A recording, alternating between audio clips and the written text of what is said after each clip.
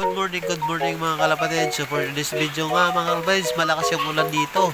So yun, dito tayo sa loob na ngayon dahil tinignan natin kung magkakaroon na naman ng baha dito sa baba mga kalapatids. Pero yun, okay naman, wala pa naman siya. Hindi pa naman pinakawalan yung angkat dam dito sa amin mga kalapatids. Kasi pag pinakawalan yung angkat dam, itong side na to mga kalapatids, itong loop ko na to, binabahayan.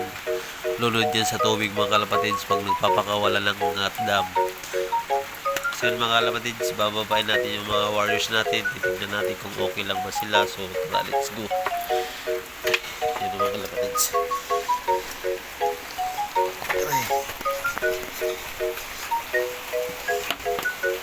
So yun mga kalapatids, nandito na tayo sa loob. So titignan natin.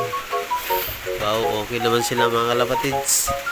Yun na, si Secret Weapon medyo sama ng pakiramdam niya dahil galing nga sa final lap nga siya. So tingnan mo mga kalapatids. So ano kayang magandang ditong kuwan niya para makarecover siya ng magandang mga kalapatids. Yun o. So yung mga kalapatids dito mga pangkuan dito si Tanggol. Si kuwan pala to, si Marites pala to mga kalapatids. At saka si Boy Tokod. Tsaka yung isang breeder natin mga kalapatids nasa dulo. Ito si Piccolo, yung mga kalapatids. Si Piccolo yan. Tsaka ito mga kalapatids si Rigor nga. Tsaka si Bulang pinagpalis ko. Hindi ko muna pinagpalis si Marites mga kalapatids. Tsaka si Rigor.